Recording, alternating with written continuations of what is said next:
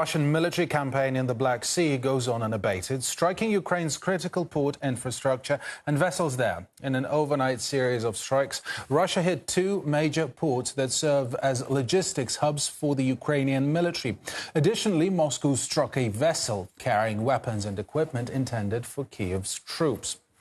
Now, Russian forces continue to advance on the battlefield as well, liberating 13 settlements over the week. In recent weeks as well, Russia has also intensified its strikes on Ukrainian military industrial complex. On Saturday, for instance, Russia carried out high-precision strikes with ballistic missiles too and drones on Ukraine's defense facilities and capabilities with a focus on capital Kyiv. Now, Vladimir Zelensky has been repeatedly complaining that Kyiv is simply unable to intercept Russian projectiles due to a lack of munitions for U.S. Patriot systems. Last night, the Russians launched 35 missiles at Ukraine, 27 of which were ballistic. Only one ballistic missile was shot down last night because there are simply no missiles for the Patriot systems. Well, no positivity came from a former Ukrainian foreign minister who has said not to get anyone's hopes up in Ukraine, as Kyiv probably won't get any additional air defenses anytime soon. The only right way to behave in this situation is to pay the utmost attention to air raid alerts. Be as vigilant as possible because there is no defense against ballistic missiles, and there won't be one anytime soon. But as Ukraine is repeatedly pleading for Patriot missiles, there's apparently not many left in the United States itself. After all, it is estimated that the United States used up about 2/3 of its Patriot missile stockpile during its war on Iran. And I mean, this doesn't seem to be any closer to being over. So there seems to be more and more of expenditure of these missiles to be had in the future. And last month, Donald Trump raised the possibility of allowing Kyiv to manufacture its own Patriot missiles, but then he backtracked on that suggestion, saying that this just won't be feasible. You have to be very judicious, but you have to be very careful. Now, we have not agreed to that. We're talking about it, but it's a hard thing to give away that kind of technology. And I don't think this would ever happen. But, you know, those people that you give that technology, they can someday turn on you. While Kyiv can only lament its inability to intercept Russian missiles, it is also struggling to replenish its losses on the battlefield.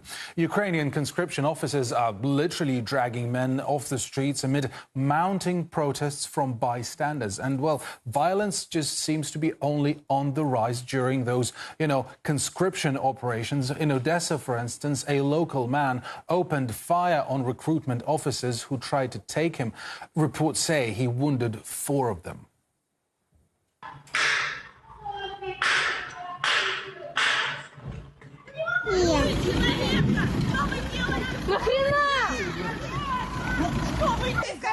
Что вы делаете? Полицейская машина! Мужчины, маски давай снимать! Девочка, давай выходим!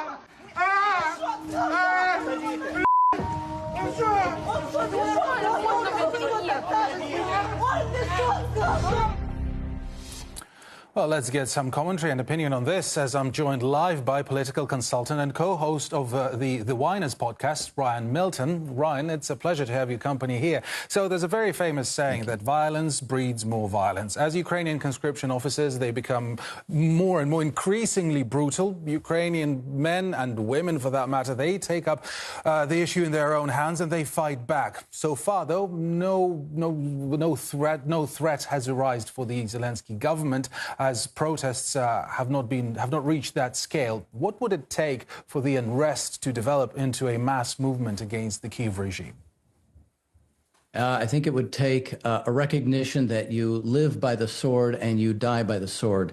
I think it would take a recognition that they actually are Russians, that Russians don't abuse Russians, that they have been taken over by NATO, that they were lied to, that they are being used potentially to cause a global war.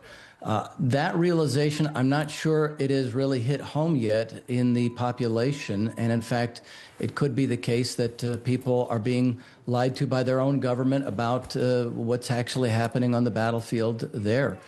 So it's going to be a number of different things that are going to have to cause them to wake up.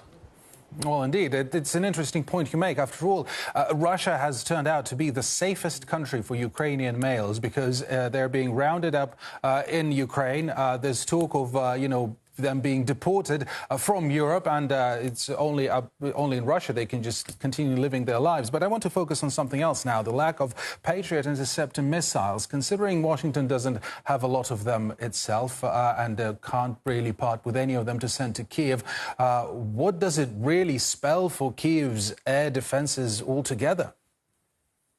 I mean, this is pie in the sky to even begin to consider that licensing Ukraine to build Patriot missiles will do anything within the next number of years, maybe 5 years, maybe a decade.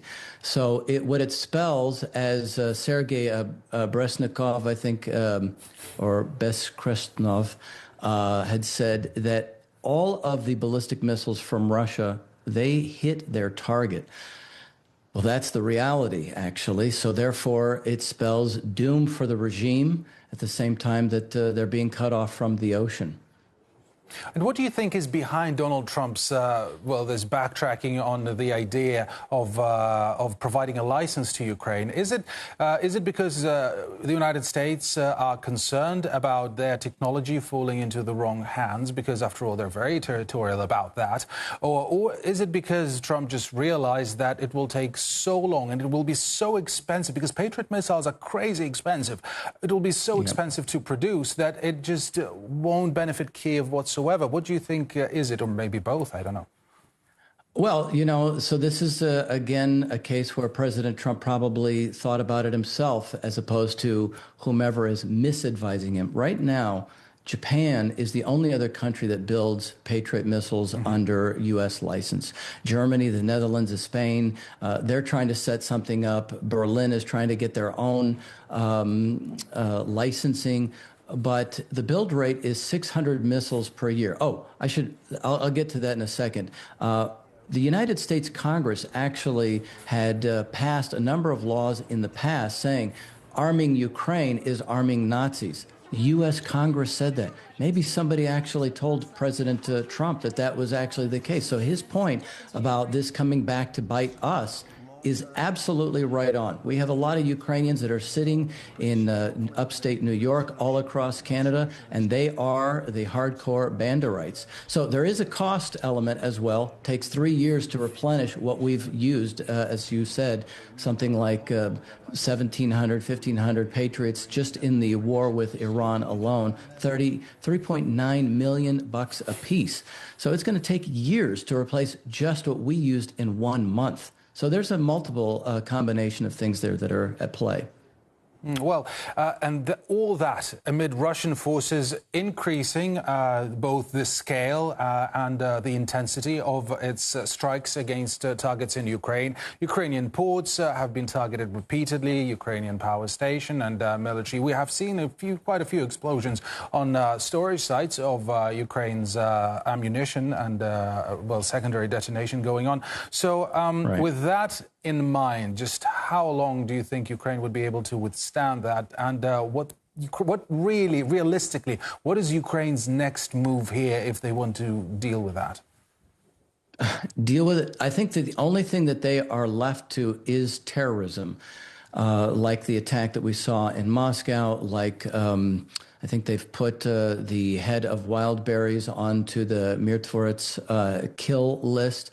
Yeah. So they don't really have any option on the battlefield whatsoever. Again, weapons are a function of industrial capacity, and the Russian armed forces are systematically eliminating that. They're also eliminating the gas stations. So even if Germany supposedly is going to build weapons to send into Ukraine, well, we see Germany's heavy industry is in a free fall collapse. Oh, by the way, no liquid natural gas coming in from Russia. So how is Germany's industrial capacity going to somehow magically expand?